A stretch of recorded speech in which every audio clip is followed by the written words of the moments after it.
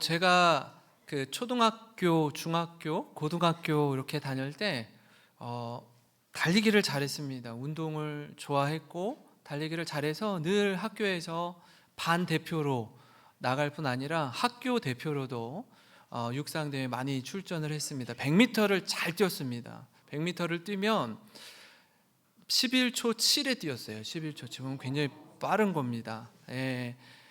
뭐 보기에는 뭐 저 사람이 뛸까 뭐 싶어 보일지 모르지만 제가 그래도 나름 달리기를 잘했습니다. 근데요, 이 스포츠를 좋아하는 또 운동 선수들의 아주 큰 가장 최고의 꿈이 있는데 그게 뭐냐면 올림픽 대회에 나가서 이제 메달을 목에 거는 겁니다.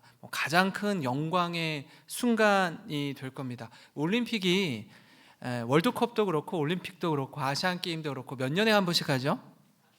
4년에 한 번씩 합니다. 4년에 한 번씩. 그래서 4년에 한 번씩 이렇게 겹쳐져서 2년에 한 번씩 월드컵과 올림픽이 번갈아 가면서 돌아오게 되어 있습니다.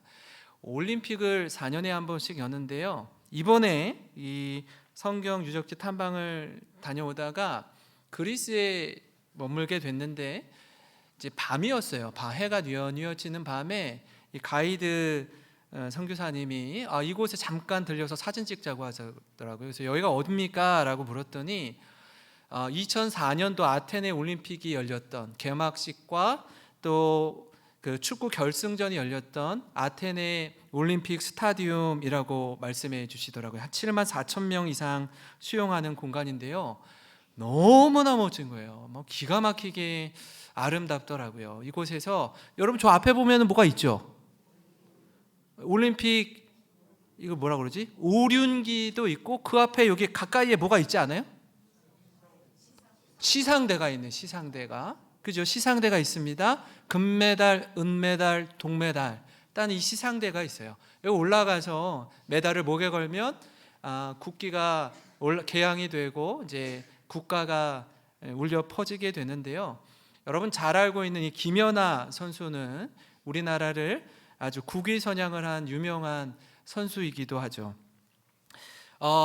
이 선수가 금메달을 목에 걸기 위해서 얼마나 열심히 고강도의 훈련을 하는지 모릅니다. 그러니까 훈련만 열심히 하는 게 아니라요. 운동선수들은 자신의 이 건강 관리를 위해서 식단 조절도 아주 기가 막히게 하는데 그 피겨 스케이팅 선수들은요 굉장히 많이 점프를 하죠. 그러니까 땅에 떨어지면서 충격을 많이 받기 때문에 체중이 많이 나가면 허리에도 발목에도 엄청난 무리가 온다고 해요. 그래서 아마 40kg 초반의 몸무게를 유지하고 있을 텐데 그러려면 식단을 제가 한번 찾아보니까 식단이 아침만 잡곡밥, 된장찌개, 고등어 두부 요거 먹고 점심 저녁은 이거 먹는 것도 아니요. 그죠? 이렇게 먹어가지고 어떻게 훈련을 하면서 자기 몸 관리하겠어요? 근데 여기 안에 아주 적절한 균형 잡힌 식단으로 구성되어 있기 때문에 그 체중을 유지하면서 고강도의 훈련을 받을 수 있다라고 합니다. 4년 동안 이 과정을 거치는 거예요. 그러니까 우리가 생각하는 것보다 이 태극 마크를 달고 국가대표가 돼서 올림픽에 출전한다는 건 굉장히 고되고 어려운 일입니다. 엄청난 절제와 고강도의 훈련이 필요한 거예요. 여러분 그리고 올림픽 그 출전하는 날이 다가온다고 칩시다. 모든 준비는 이제 끝난 겁니다. 그동안 훈련과 절제를 통해서 여기까지 온 거예요. 이제는 경기장에서 최선을 다할 뿐입니다. 제가 이 말씀을 왜 드리냐면 여러분 같은 맥락에서 이 시어머니 나오미의 지도를 받아서 지금 보아스의 발치에 누워있는 이 룻은요 그가 할 수 있는 최선을 다했습니다. 나오미를 따라서 정든 고향 모압 땅을 떠나 자신의 기준으로 어머니 시어머니의 고향인 유다 베들레헴으로 따라왔습니다. 과부 둘이 시어머니의 고향으로 와서 먹고 살 길이 막막하고 이제 모든 그 가문의 기업조차도 다 잃어버리게 된 상황에 놓였습니다. 그런데 이 룻은요, 자신의 초라한 상황에 함몰되지 않고 자신의 시선을 눈을 들어 하나님께 두었습니다. 그래서 룻은 보아스를 만났고, 보아스는 룻의 이 프로포즈에 적극적으로 반응했습니다. 이 룻과 보아스의 만남 속에 얻는 교훈을 몇 가지 좀 여러분과 함께 나누고자 하는데요. 그 첫 번째는 뭐냐면, 보아스는 룻을 빈손으로 돌려보내지 않았다라는 것입니다. 보아스는요, 룻이 어떤 여인인지 누구보다 잘 알고 있었습니다. 보아스뿐만이 아니라 베들레헴에 사는 사람이라면 나오미의 며느리 룻에 대한 소문을 익히 들어서 잘 알고 있었습니다. 그녀의 헌신, 그녀의 수고, 그녀의 순종에 대해 모르는 사람이 없어요. 그런 룻이 지금 모두가 잠든 이 밤에 보아스 발치에 누워서 청혼을 하는 거예요. 프로포즈를 하는 겁니다. 그리고 보아스의 은혜와 긍휼을 구하는 것입니다. 이 모습을 보면서 이 시편 123편 2절의 고백이 마치 보아스 발치에 누워있는 이 룻의 고백과 참 많이 있다라는 생각을 했어요. 한번 같이 읽어볼까요? 시편 123편 2절입니다. 시작. 상전의 손을 바라보는 종들의 눈같이, 여주인의 손을 바라보는 여종의 눈같이 우리의 눈이 여호와 우리 하나님을 바라보며 우리에게 은혜 베풀어 주시기를 기다리나이다. 아멘. 아멘. 이 고백이 룻의 고백이기도 합니다. 그렇게 새벽을 기다립니다. 그리고 이제 떠날 시간이 곧 다가와요. 너무나 중요한 순간인데요.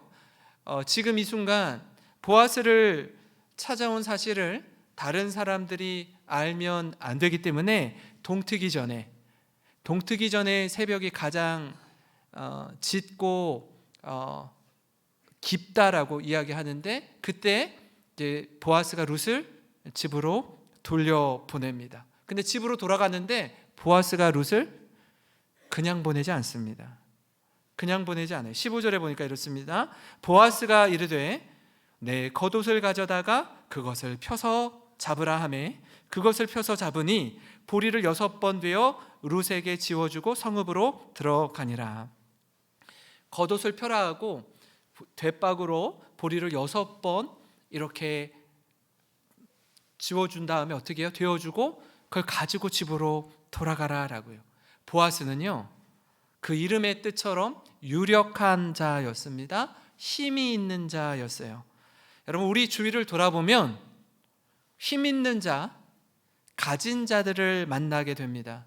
우리는 힘이 있을 때, 권력을 가질 때 그 사람의 됨됨이를 알 수 있습니다. 여러분, 권력을 갖고 힘을 가지기 전에는 그 사람이 어떤 사람인지 잘 몰라요.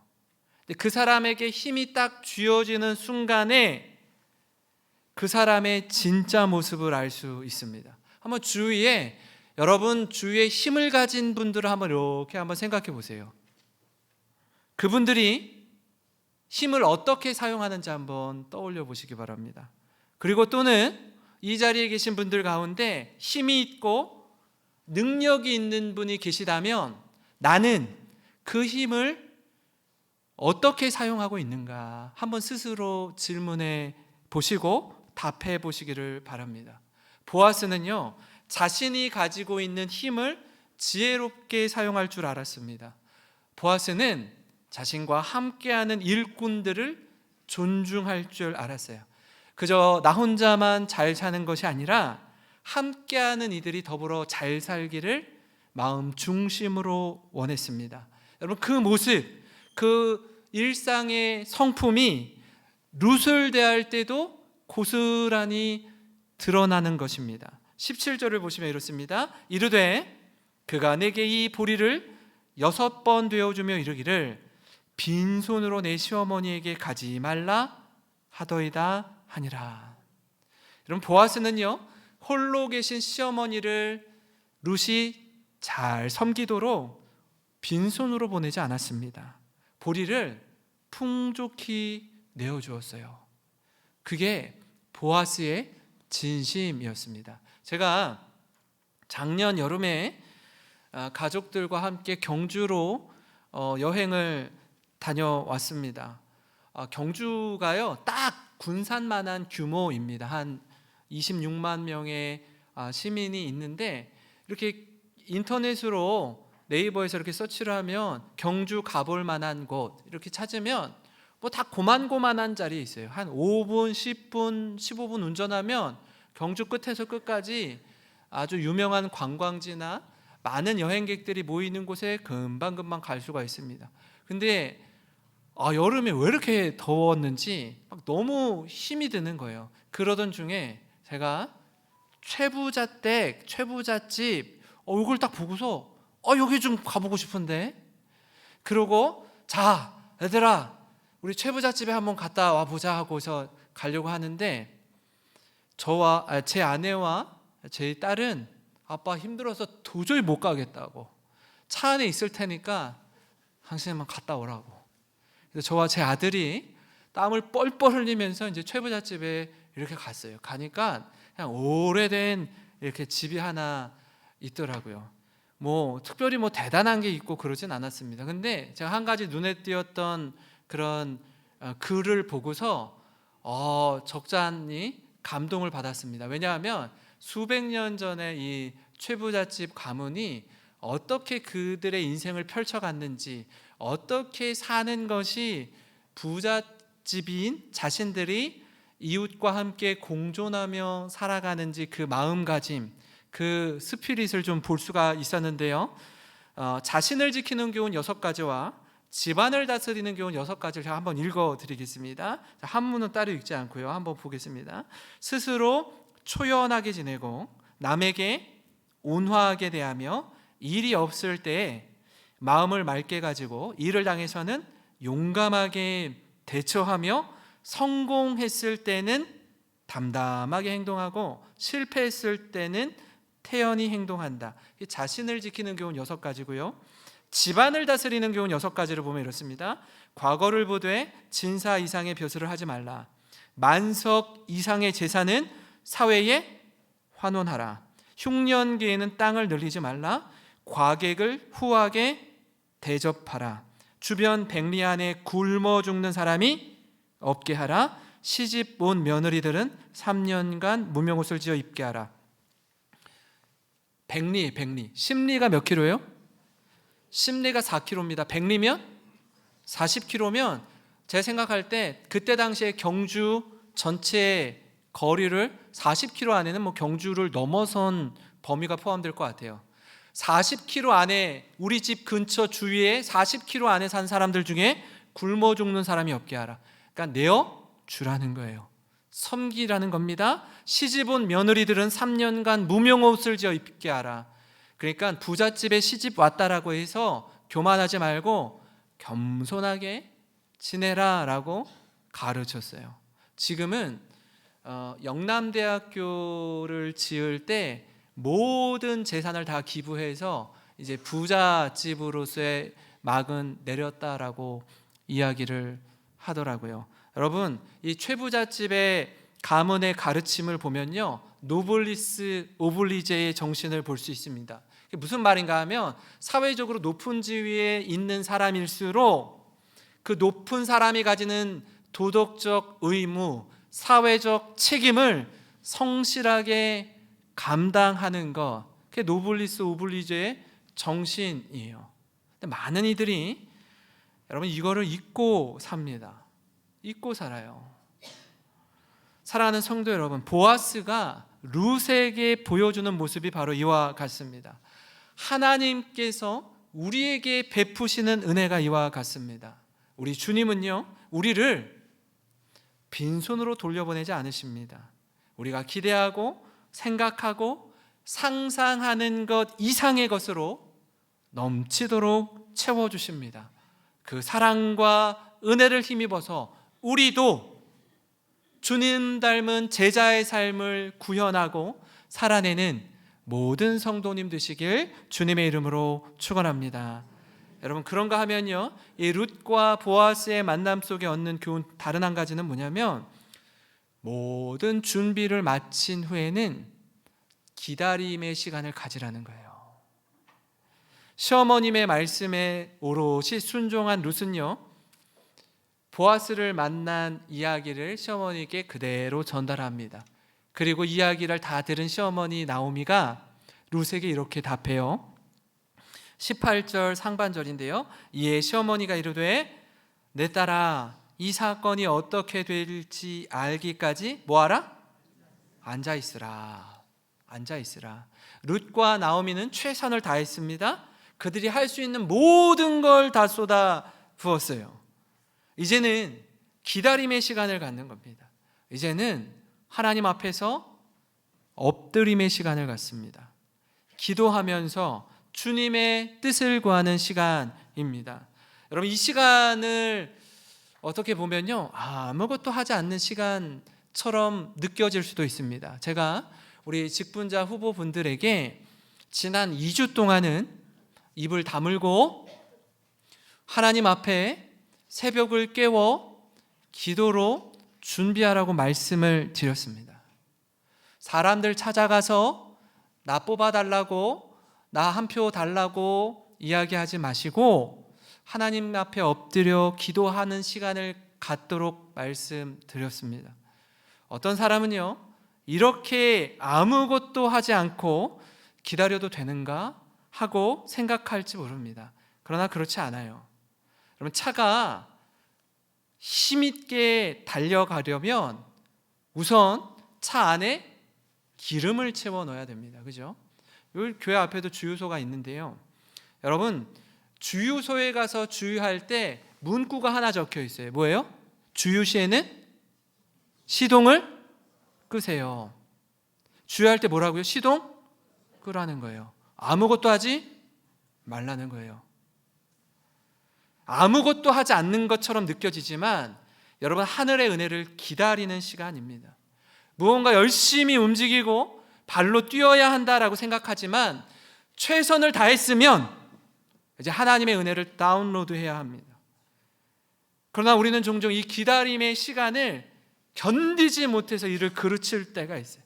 최선을 다한 후에는 하나님 앞에 엎드려야 하는데 그렇지 않고 막 불안과 초조에 휩싸이는 거예요. 여기저기 계속해서 물어보고 급한 마음에 이렇게 저렇게 뭐 해보려고 하다가 오히려 더 큰 어려움을 겪는 겁니다. 나오미가 룻에게 권면하듯이 이 사건이 어떻게 될지 알기까지 이제는 앉아서 기다림의 시간을 갖는 겁니다. 이제 공은 룻에게서 보아스에게로 이미 넘어갔어요. 우리 역시도 마찬가지입니다. 하나님께 믿고 맡겼으면 이제부터는 하나님이 어떻게 이루어 가실지 그분의 역사하심을 바라보면서 기다림의 시간을 가져야 합니다. 사랑하는 성도 여러분, 우리에게도요, 이런 기다림의 시간이 있습니다. 때로는 이 기다림의 시간이 너무나 힘들기도 하고요, 하나님 언제 응답해 주시는지 잘 몰라서 조바심이 날 때도 있어요. 막 여기저기 말하고 소문도 내고 뭔가 도움을 요청하고 싶습니다. 근데 그때 참아야 돼요. 인내를 훈련해야 합니다. 참고 견디면서 겸손을 배우고 또 그 과정 속에서 한층 더 성숙해지는 겁니다. 하나님을 온전히 신뢰하는 법을 가만히 있으면서 하나님께 납작 엎드려 기도하면서 배우는 거예요. 바라기는 이 기다림의 시간이 복된 시간이요, 은혜의 시간이요, 성장의 기쁨을 맛보는 우리 모든 성도님 되시기를 주님의 이름으로 축원합니다.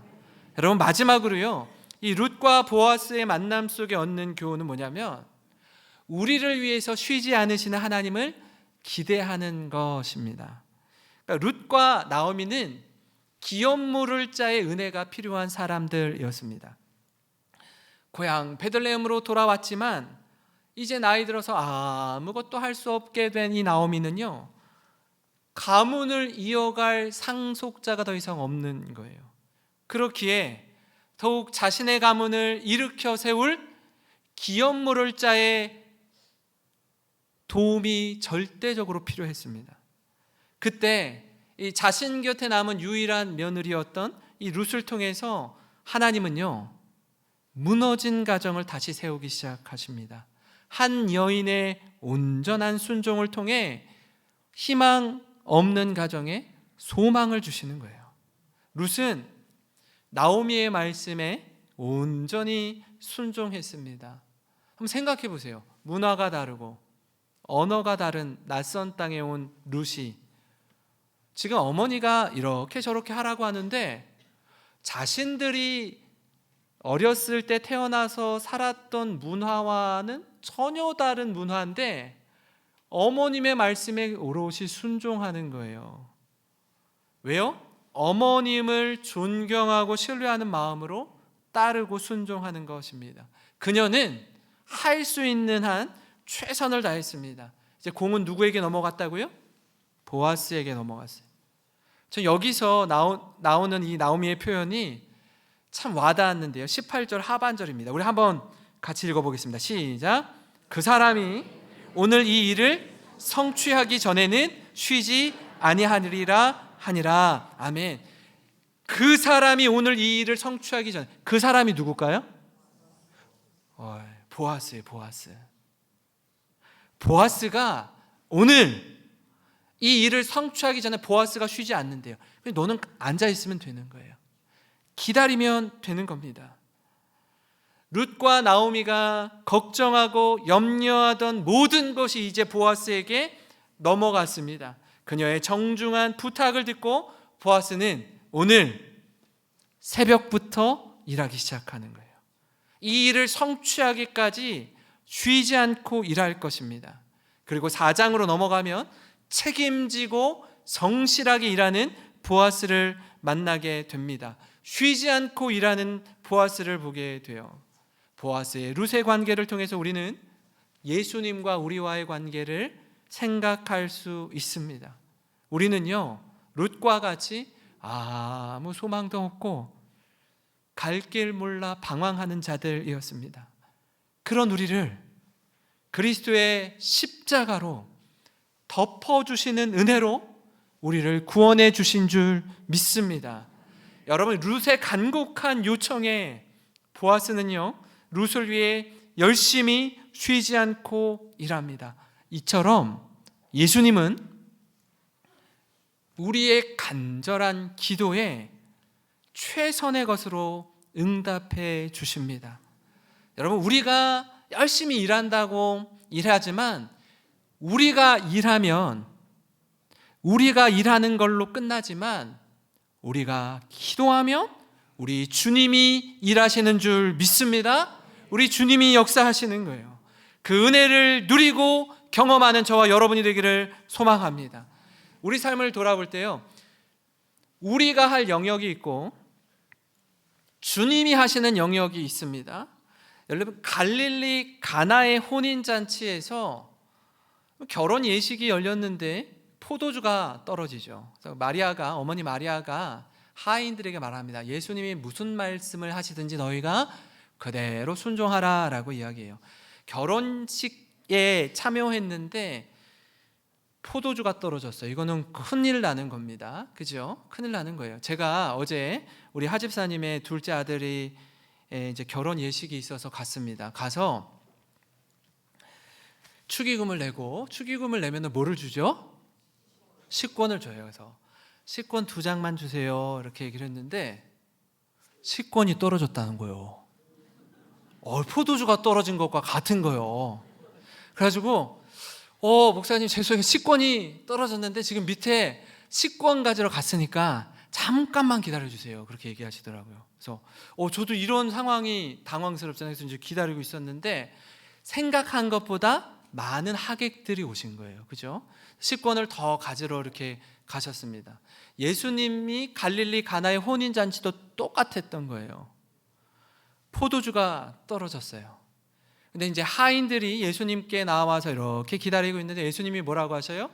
정결 예식에 쓰는 그러니까 이스라엘 백성들은요, 이 손과 발을 밖에 나갔다 오면 이 사막이고 광야기 때문에 모래바람이 많아서 늘 밖에 나갔다 오면 손과 발을 씻는 항아리가 있어요.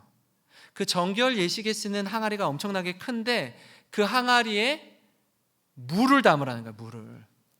그럼 하인이 할 수 있는 건 뭐죠? 물을 담는 거예요. 물을 아구까지 가득 채우는 건 하인이 할 수 있습니다. 그러나 물이 포도주가 되게 하는 건 예수님이 하시는 거예요. 예수님이 뭐라고 말씀하시냐면, 얘야, 항아리에 물 채우는 건 할 수 있지? 그건 너희가 해. 물이 포도주가 되는 건 내가 할게. 그때 하객들이 이런 말을 해요. 혼인잔치에 많이 참여했던 사람들이 이구동성으로 말하기를 뭐라고 하냐면, 보통 결혼 예식에 가면 좋은 음식, 맛있는 음식은 처음에 내고 조금 질이 떨어지는 음식을 나중에 낸다라는 거예요. 이제 포도주가 거하게 취하면 이게 포도주인지 뭔지 맛을 좀 이렇게 배가 부르고 하면 그 맛을 잃을 때 좀 이렇게 그 질이 낮은 포도주를 내어 놓는데, 이 집은 더 좋은 포도주가 있었다라고 말하면서 식사를 합니다. 이 포도주 도대체 어디서 난 거냐고. 그때 우리가 주목할 하나의 말씀인데, 그게 뭐냐면, 다른 사람들은 모르는 거예요. 이 포도주가 도대체 어디서 났는지, 이 식권이 어디서 났는지 다른 사람은 몰라요. 근데 성경에 이런 말이 있어요. 다른 사람들은 모르는데 물떠온 하인들은 알더라.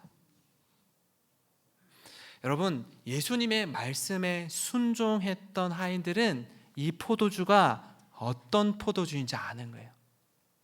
왜요? 자신들의 순종을 통해서 기적이 일어났거든요. 그 기적의 현장에 있었던 사람들은 유력한 자가 아니었어요. 하인이었어요. 말씀에 순종한 물떠온 하인들은 알더라. 사랑하는 성도 여러분, 우리가 그 물떠온 하인만 아는 그 은혜, 그 기쁨을 누리는 모든 성도님 되시기를 바랍니다. 또한 우리 주님은 우리 보고 죽은 나사로를 살리라고 하지 않습니다. 나사로가 죽었을 때 예수님이 나사로 살리기 전에 울어요. 나사로 조금 있으면 살릴 거거든요. 지금 장례 중에 있어요. 나사로 살릴 건데 예수님이요, 저들의 아픔, 저들의 슬픔을 공감하면서 이렇게 써요. 성경에 예수께서 눈물을 흘리시더라. 그리고 마르다와 마리아에게 이렇게 말합니다. 얘야, 저 굳게 닫힌 무덤의 돌문을 굴려서 열어라 라고 얘기해요. 예수님, 죽은 지 이미 사흘이 지나서 몸이 부패해 가고 있습니다. 냄새가 나고 있습니다. 아니다, 이 돌문은 네가 열 수 있지. 살리는 건 내가 할게. 돌문 굴리는 건 네가 해. 주님이 할 수 있는 일과 우리가 할 수 있는 일이 있어요. 우리는 뭐 하는 거예요? 물을 항아리 아구까지 채우는 건 우리가 하는 거예요. 무덤에 굳게 닫힌 돌문을 굴리는 건 우리가 하는 거예요. 물이 포도주가 되게 하고 죽은 나사로를 살리는 건 예수님이 하신다라고 말씀하고 계십니다. 사랑하는 성도 여러분, 오늘 우리는요, 직분자 선거를 앞두고 있습니다. 직분자 선거 후보에 나오신 분들은요, 주님을 사랑하는 마음으로 내가 교회를 섬기겠습니다 하는 분들이 나오셨어요. 아무도 하지 않으려고 하는 굳은 일 앞에서 그거 제가 하겠습니다 하고 발벗고 나서는 이들입니다. 아무도 하지 않으려고 하는 부담스러운 일 앞에서 그거 제가 하겠습니다 하고 헌신하고 희생하는 분들입니다. 교회가 어려움에 닥치고 위기에 닥칠 때 가장 먼저 헌신하고 순교하기로 하는 이가 직분자들입니다. 여러분, 이 자리에는요, 이미 직분을 받으신 여러분들도 계시고 오늘 새롭게 직분을 사모하는 분들이 계십니다. 좋은 교회, 하나님이 주목하는 건강한 교회는 이런 직분자들이 세워지는 교회입니다. 저들이 마음껏 헌신하고 섬길 수 있도록 우리 성도님들은 기도하시고 선거에 임하는 우리 모든 성도님 되셔서 정말 하나님의 시선이 머무는 그런 영생교회 공동체 되기를 주님의 이름으로 축원합니다.